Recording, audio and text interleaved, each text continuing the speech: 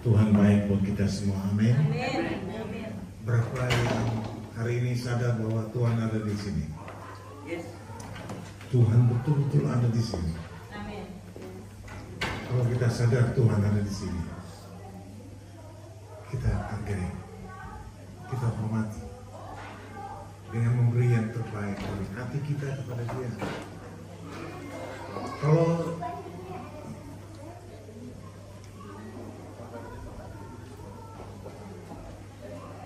Kalau Presiden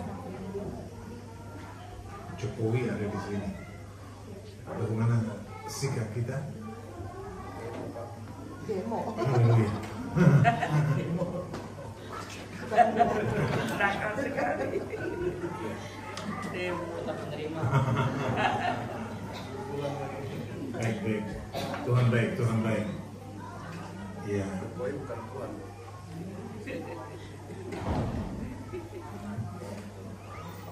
Ya, ada begitu banyak pandangan yang salah terhadap Jokowi ya. Puji Tuhan. Ya.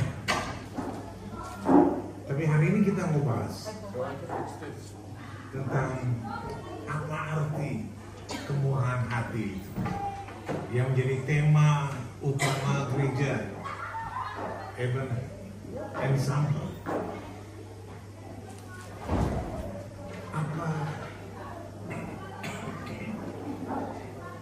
Apa itu kemurahan hati?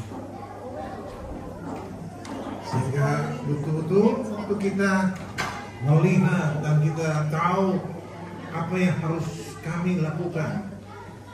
Tapi kalau kita nggak lakukan, ada sesuatu yang salah dengan hidup kita. Sebelum kita lanjut lebih jauh, mari kita satu dalam doa. Kita berdoa. Hamba berdoa dalam nama Yesus. Tuhan, Engkau baik.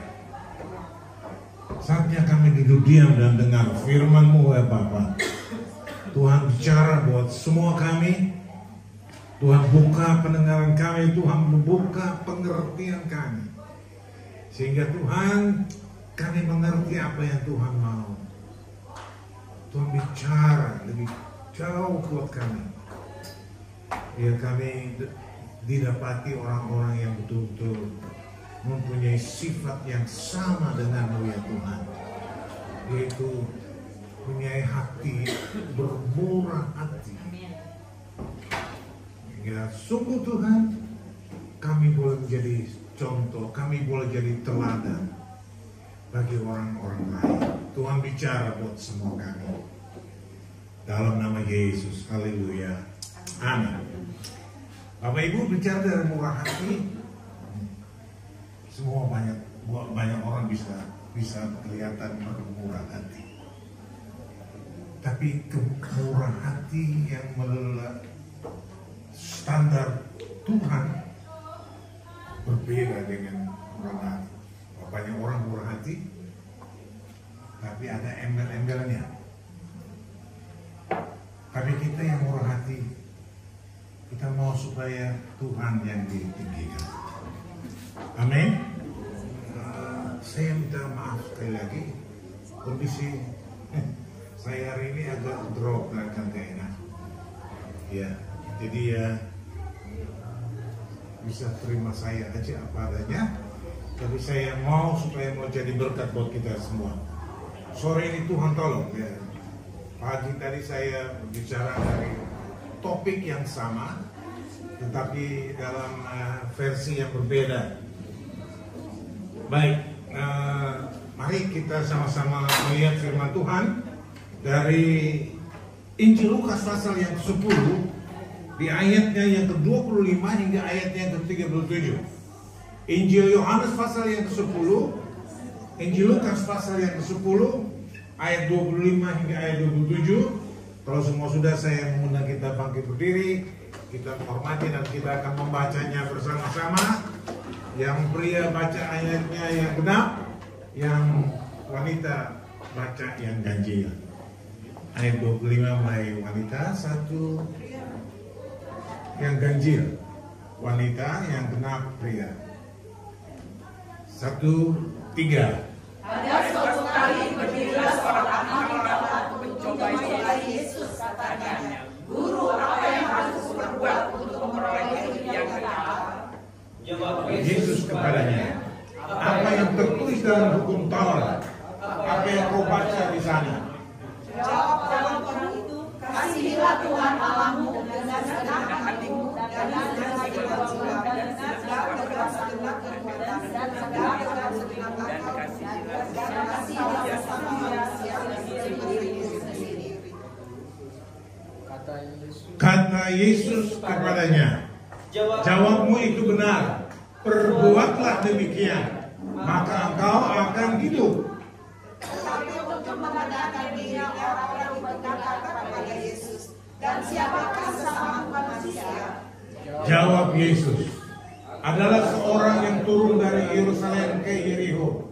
Ia jatuh ke tangan penyamun-penyamun yang bukan saja merampoknya, tetapi juga memukulnya, dan yang sesudah itu pergi meninggalkannya setengah mati. Kebetulan ada seorang imam turun melalui jalan itu. Ia membayar orang itu, tetapi ia melewatinya dari seberang jalan. Demikian juga seorang Lewi datang ke tempat itu. Ketika ia melihat orang itu, ia melewatinya dari seberang jalan. Lalu datang seorang Samaria yang sedang dalam perjalanan ke tempat itu. Dan ketika ia melihat orang itu, tergeraklah hatinya oleh belas kasihan. Ia pergi kepadanya dan melukanya.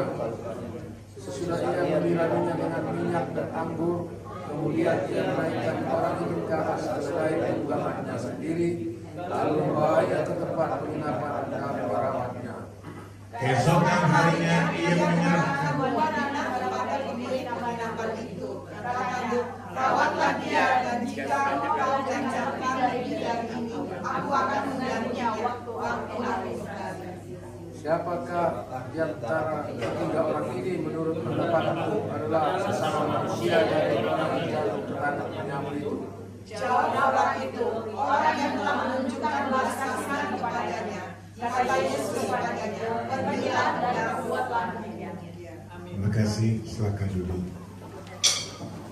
Kita akan melihat sama-sama Bapak Ibu kebenaran firman Tuhan yang kita baca sama-sama. Ada 5 hal yang saya mau bagi dengan kita sekalian, bahwa ikut Tuhan itu kita harus ikut apa yang firman Tuhan katakan, apa yang Tuhan mau supaya kita bisa melakukannya. Karena sebab waktu kita melakukannya, kita sedang beribadah kepada Tuhan. Tolong perhatikan Bapak Ibu, waktu kita sedang melakukan kebenaran firman Tuhan, semana yang Tuhan mau, kita sedang beribadah kepadanya. Nah, ada 5 hal yang saya mau bagi dengan kita, tapi saya mau baca satu ayat lagi dengan kita.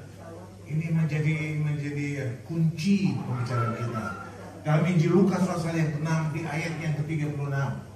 Dia berkata seperti ini. "Hendaklah kamu murah hati, sama seperti Bapamu adalah," apa saudara? Murah hati. Tuhan bilang, hendaklah kau bermurah hati, sama seperti Bapakmu juga murah hati. Waktu kita melakukan apa yang Tuhan mau, kita sedang melakukan sebenarnya yang Tuhan mau. Sifat Bapa itu ada pada kita.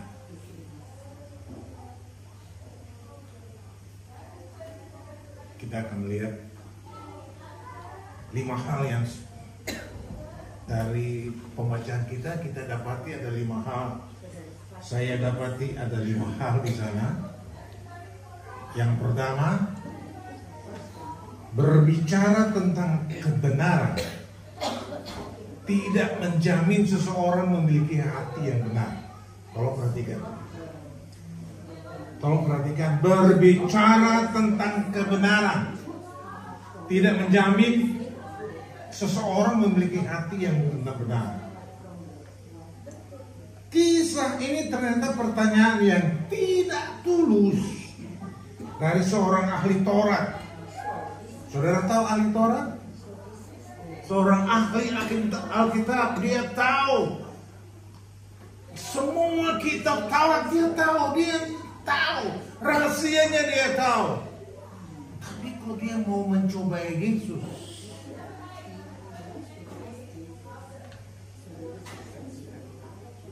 dia bertanya bukan untuk dia tahu kebenaran. Dia bertanya bukan supaya dia tahu kebenaran.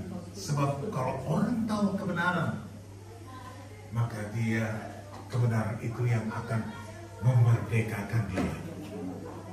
Alkitab katakan gini, waktu kita hidup dalam kebenaran, kebenaran itulah yang memerdekakan kita.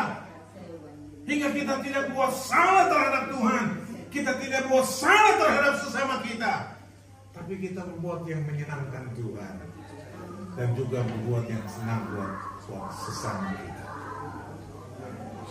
Bapak Ibu, dalam Lukas 6 ayatnya yang ke-36, dia berbicara seperti ini, bahwa ada dua hal di sana yang terkandung di dalam Lukas pasal 6. Di ayatnya yang ke-38, dia berkata seperti ini, bahwa bermurah hati di situ adalah mengasihi, dan yang kedua adalah mengampuni.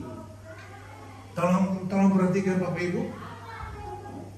Dalam Lukas pasal 6 ayat 38 dia berbicara tentang bermurah hati. Murah hati apa? Yang terkandung di dalam ayat itu ada dua hal. Mengasihi, dan yang kedua adalah mengampuni. Kalau kita melihat dengan apa yang terjadi, ahli Taurat ini, dia bertanya bukan dia mengasihi, dia tahu. Di dalam dialog dengan Tuhan, Tuhan tanya, di dalam kitab Taurat bilang apa? Dia tahu. Kasihilah Allahmu dengan segenap hati, dia sudah kekuatan jiwa. Lalu kasihilah sesamamu seperti dirimu sendiri. Tuhan bilang itu baik. Itu baik, pendapatmu baik, lakukan. Tapi dia berdalih, sesamaku siapa?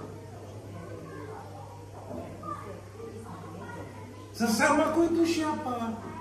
Yesus kaget dengan pertanyaan itu. Ini ahli Taurat, ahli kitab, nggak tahu sesama itu siapa.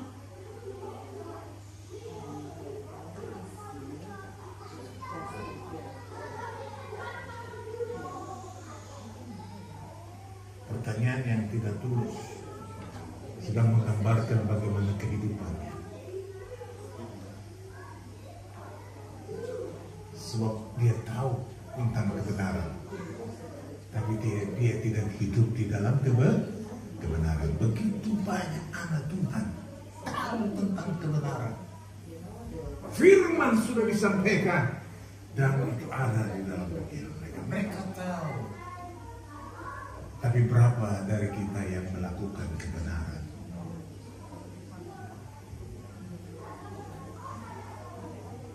Yang kedua,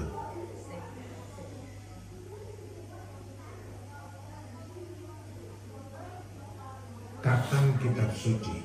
Kapan berarti baca Alkitab dari Kejadian sampai ke Wahyu? Tidak menjamin perubahan karakter. Karena kita diharuskan untuk baca firman Tuhan. Kita disuruh untuk baca firman Tuhan. Kalau setiap hari kita baca firman Tuhan, kita bergaul dengan firman, kita tahu, kita renungkan apa yang Tuhan mau. Jadi saya mau tandaskan buat kita, khatam itu berarti baca Alkitab dari Kejadian sampai ke Wahyu. Itu tidak menjamin perubahan karakter. Kenapa? Dari percakapan yang dicatat Lukas, ahli Taurat ini sangat menguasai kitab suci, sangat menguasai. Namun ketika diminta untuk menerapkan apa yang diketahuinya, ia berdalih. Tadi saya katakan bahwa dia berdalih, siapaku sesama manusia? Hanya untuk apa? Membenarkan diri sendiri. Menurut Bapak Ibu, dia tahu nggak sesama itu? Di sini bilang tahu. Kalau di sini,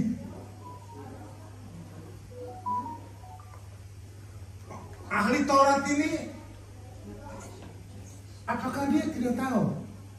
Sesama itu dia tidak tahu, atau dia tahu?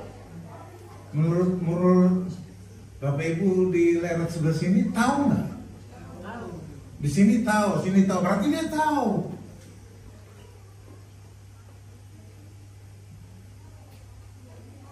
Di ayat yang ke-29 dia bertanya, siapakah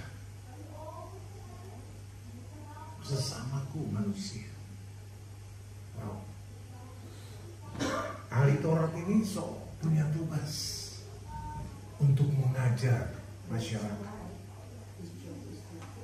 bagaimana Taurat itu. Nah, Bapak Ibu, di dalam pemuritan orang Yahudi yang dikenal dengan Hafud, orang ahli Taurat ini punya tugas utama.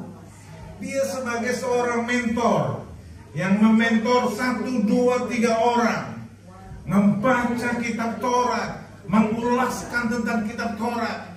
Bapak Ibu tahu bahwa anak-anak kecil yang ada di Yerusalem sekarang, di Israel hari ini, umur 5-10 tahun, mereka sudah hafal tentang Taurat.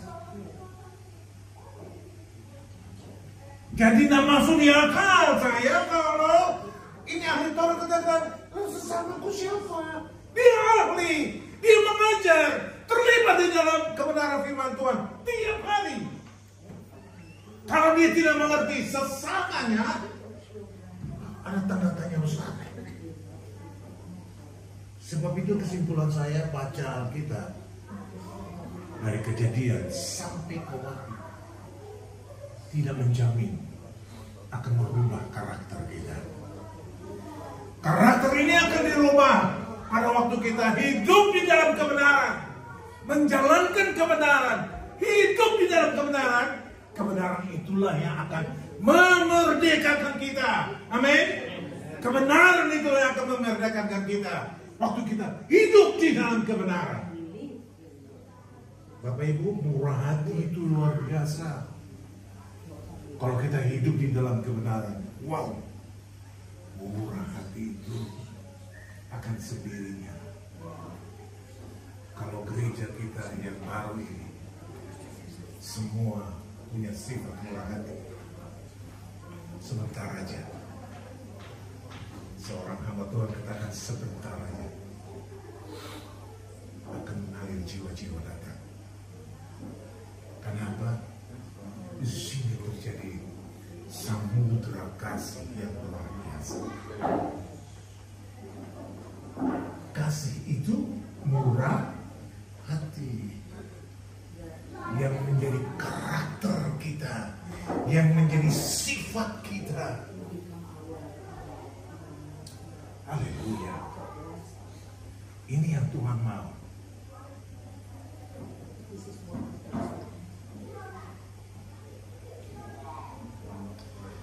Haleluya. Saya cepat aja buat kita. Yang ketiga.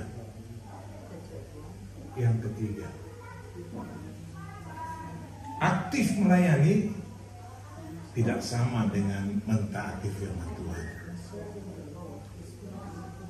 Bapak Ibu, tolong perhatikan. Mentaati atau aktif melayani itu tidak sama dengan mentaati firman Tuhan.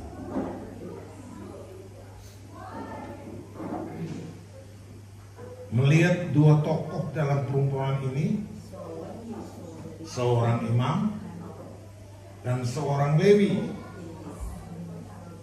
adalah orang yang dikhususkan untuk melayani di bait Allah. Ketika diperhadapkan dengan kebutuhan sesamanya, mereka berdua tidak mau mempraktekkan yang mereka tahu dan yang mereka beritakan. Sebab itu saya beritahu begini, saudara, aktif melayani tidak sama dengan mentaati firman. Kedua tokoh ini luar biasa. Imam punya tugas luar biasa di dalam bait Allah. Semua korban dilayani oleh para imam. Para imam kita dapat menyebutnya, mereka lah yang melayani manusia untuk berhubungan dengan Tuhan. Ini tugas para imam. Semua korban yang ada di sana, korban salah, korban dosa, korban berbuat salah, harus dibawa kepada imam. Imam menumpang tangan ke atas itu lalu dikorbankan untuk mendatangkan selamat buat orang yang berdosa, untuk mendatangkan paling kepada orang yang buat salah. Tugas daripada imam. Semua perabot itu yang ada di dalam bait Allah dilayani oleh imam. Mestinya dia tahu, mestinya dia berkorban, mestinya dia melayani. Tapi pada kenyataan dia tidak melayani. Orang Surabaya cuma minjem, dia lewat. Korban di situ, jalannya di sini. Dia cuma lihat aja. Imam mestinya tergerak karena dia melayani sesama. Tapi buktinya lewat aja. Yang membuat saya prihatin adalah ini suku Lewi, orang Lewi, dia yang khusus melayani. Ini suku yang Israel 12 suku, hanya satu suku ini yang betul-betul mereka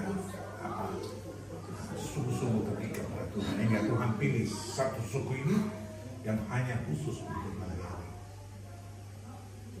Mereka yang mengajar, mereka yang membuat semua. Kalau di dalam bait Allah, para pemain musik itu adalah suku Lewi. Mereka yang sangkor, dulu dikenal dengan sangkor. Dan sekarang paduan suara. Nah, paduan suara itu hanya suku Lewi. Yang main musik, yang menerima tamu di depan, semua dari suku ini. Mestinya dia tahu. Tapi buktinya sama dengan imam lagi. Hanya lihat aja dari jauh. Jadi saya beritahu buat kita hari ini, aktif melayani tidak sama dengan mentaati firman Tuhan. Boleh main musik, boleh singer, boleh terima tamu, boleh menjadi orang yang melayani. Oh, luar biasa. Tidak dipandang dia melayani, tapi itu tidak akan merubah bahwa dia taat kepada firman Tuhan.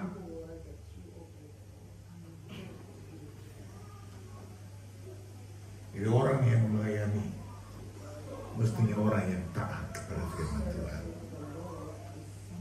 Amin. Amin. Amin. Bapak Ibu taat firman Tuhan? Amin.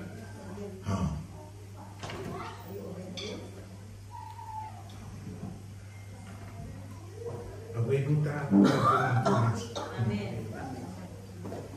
Ini yang Tuhan mau. Ketaatan itulah yang membuat kita semakin serupa dengan Yesus. Banyak orang ingin untuk jadi seperti Yesus, tapi untuk mentaati. Lukas 6 ayat 38 tadi ada mempunyai dua maksud. Yang pertama mengasihi, dan yang kedua mengampuni. Mengasihi orang yang tidak baik buat kita bisa nggak enak, tapi kasih itu saya selalu mengistilahkan, kasih itu bukan kalau kau berbuat lalu saya buat, enggak. Kasih juga itu bukan karena engkau harus saya layani, enggak. Kasih yang agapao atau agape itu kasih yang walaupun. Kasih yang Tuhan ingin itu ada pada kita. Itu kasih yang walaupun mudah. Kalau dari sekarang tidak disengaja melakukannya,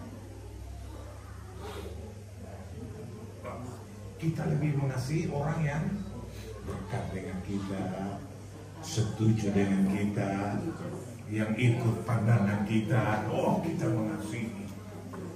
Kita dapat buat apa saja karena sama. Tapi pada waktu nggak sama dengan kita, apakah kita tetap mengasihi?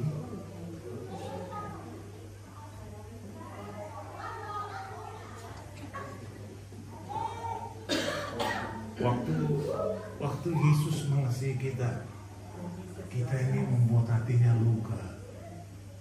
Kita berdosa.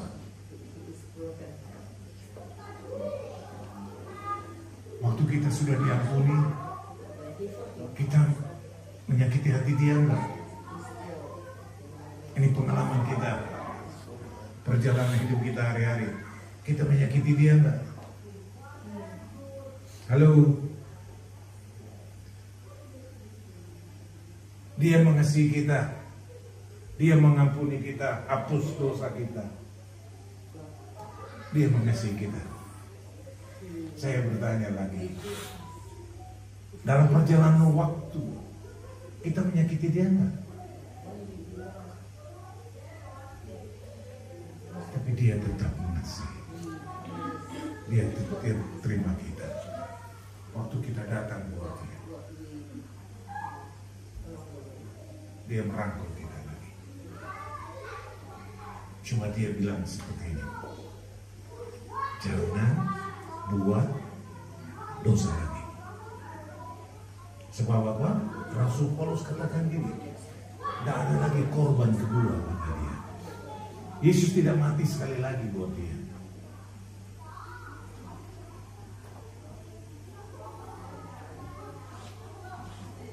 Yesus tidak disalibkan yang kedua kali bagi dia. Berarti yang Tuhan mau kita hidup di dalam kebenaran, terus melakukan kebenaran yang kita kenal dengan taat kepada kebenaran.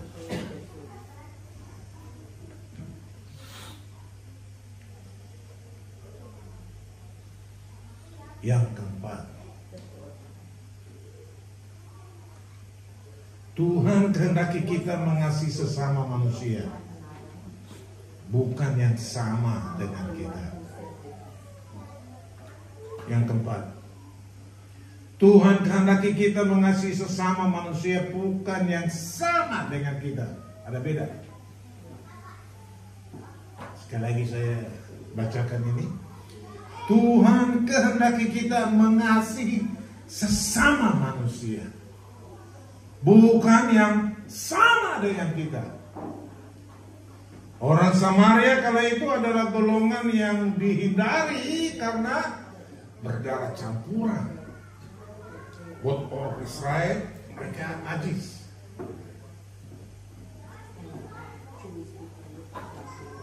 Pada waktu kenapa orang Israel punya penangan agak dileceh, mereka nggak mau. Pada waktu orang Israel pulang dari pembuangan 70 tahun, mereka ada dalam pembuangan. Sebagian besar kawin campur, orang Lewi pun kawin campur. Pulang. Dapat laporan Esra, seorang ahli kitab suci. Dia menangis ke Tuhan. Dia meraung-raung kepada Tuhan. Dia bangkit. Dia kumpulkan semua pemimpin-pemimpin suku hari itu. Semua datang. Lalu dia beritahu kebenaran firman Tuhan. Apa yang Tuhan tidak suka. Hari itu mereka sudah nikah, punya anak, punya istri. Hari itu politik kasih Tuhan. Saya pikir betul. Kalau di zaman ini bagaimana itu? Tapi itu saat itu orang Israel harus begitu. Mereka semua dipulangkan. Sebab mereka dianggap najis.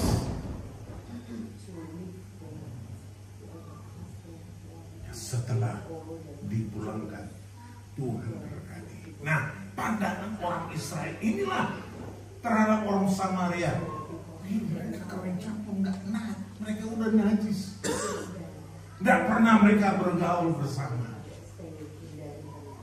Nah, kita melihat sama-sama.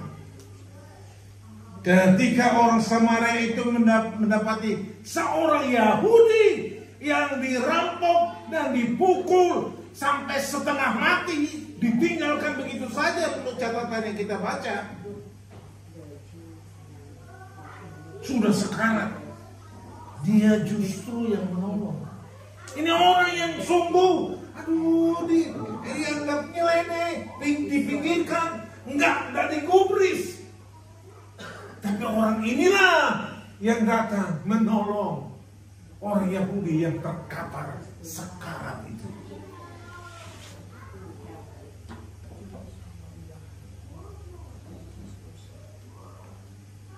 Padahal yang dia tolong adalah orang dari golongan yang menghina dan mengasingkan kaum Allah.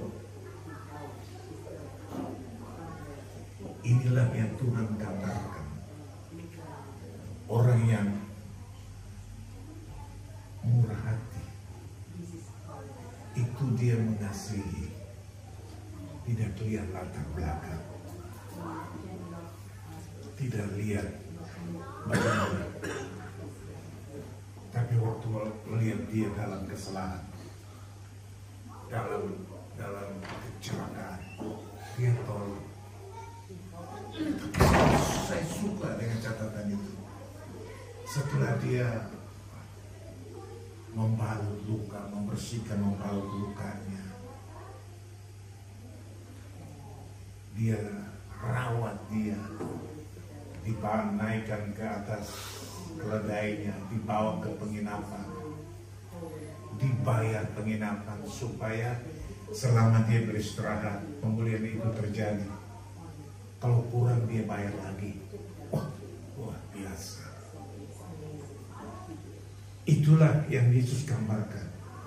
Bagaimana orang yang murah hati itu.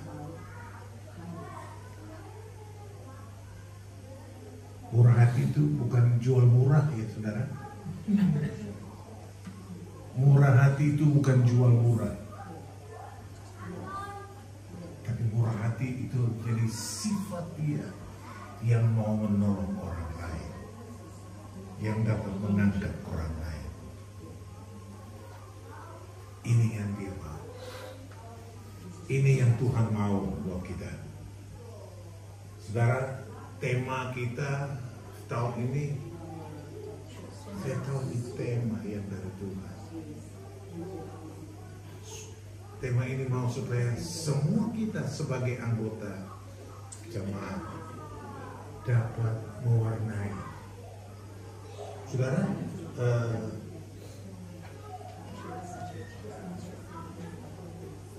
murah hati itu adalah sifat Tuhan yang harus ada pada kita. 1 Korintus pasal 13 di ayatnya yang keempat, dia berkata begini, 1 Korintus 13 ayat 4. Ya, bisa? Ya. Kasih itu apa, saudara? Sabar. Kasih itu apa? Murah hati. Dia tidak cemburu, dia tidak lain. Yang penekanan saya ada di sini. Kasih itu apa, saudara? Murah hati. Kita selalu bangga punya kasih.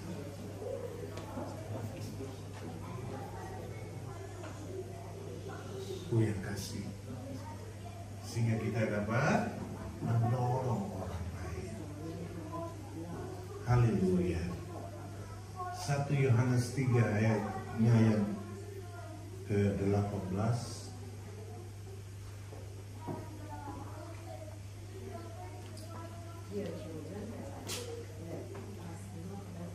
Mari kita baca sama-sama ya, supaya kita mengerti. 1, 2, 3. Anak-anakku, mari kita mengasihi bukan dengan kata-kata atau dengan lidah, tapi dengan perbuatan. Saya suka dengan kata itu. Mengasihi dengan perbuatan, tapi dalam kebenaran.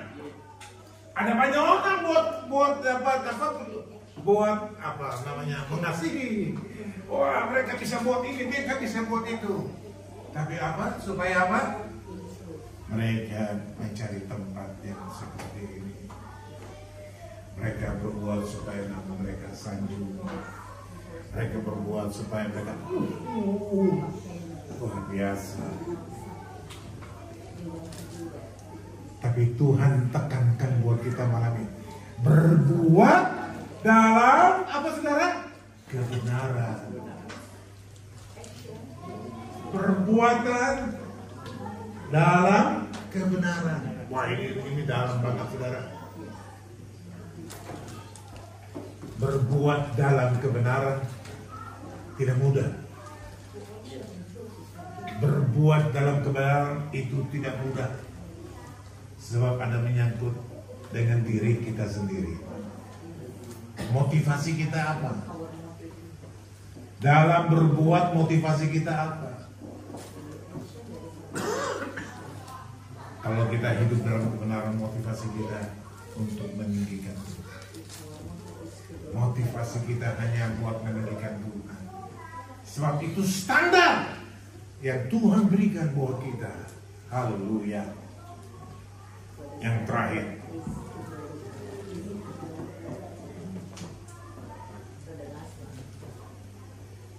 kita membutuhkan kasih karunia untuk memampukan kita mengasihi orang lain. Sekali lagi saya baca ayat ini, pernyataan ini. Kita membutuhkan kasih karunia Tuhan untuk memampukan kita mengasihi orang lain. Mengasihi bukan perintah yang mudah. Naluri kita adalah berbuat baik kepada mereka yang memperlakukan kita dengan baik. Tolong perhatikan. Ini harus diingatkan, sebab ini sudah menjadi naluri kita. Mengasihi bukan perintah yang mudah. Naluri kita adalah berbuat baik kepada mereka yang memperlakukan kita dengan baik. Naluri kita, natur kita. Kalau Ibu Tanti buat baik, kalau saya buat baik, saya akan balas Apa yang dia beri, saya akan balas apa yang dia cap. Itu naluri kita. Tapi Tuhan beritahu mengasihi tidak seperti itu. Nah, Yesus memberi standar bagaimana kita dapat mengasihi. Ayat terakhir mungkin C, Yohanes 13 ayat 34-35.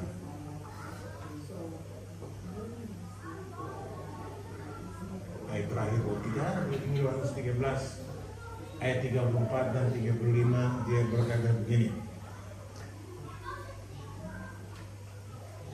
Ya, mari kita baca sama-sama ayat terakhir ini. 1, 3. Aku memberikan perintah baru pada kamu, yaitu kamu saling mengasihi. Sama seperti aku telah mengasihi kamu, demikian pula kamu harus saling mengasihi. Ayat 34 begini loh, dia punya maksud begini Tuhan bilang ini. Kita harus saling mengasihi. Tapi standarnya kasih aku kepada kamu. Waktu Tuhan mengasihi kita, hidup kita baik nggak? Waktu Tuhan menerima kita, Dia mengasihi kita, Dia mencurahkan kasih-Nya buat kita, kita baik nggak? Nggak ada yang baik. Bahkan kebenaran kita dikatakan seperti kain gombal, kain lara. Terjemahan yang tepat itu nggak enak untuk diomong. Itu kebenaran kita. Hingga dia memberi standar baru. Maka dia bilang ini menjadi perintah baru.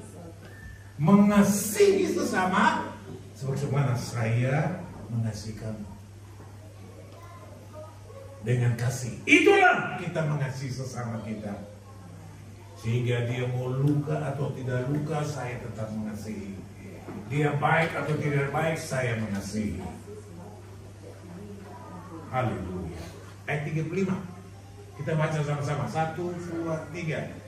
Dengan demikian semua orang akan tahu ada murid-muridmu, yaitu jikalau kamu saling mengasihi.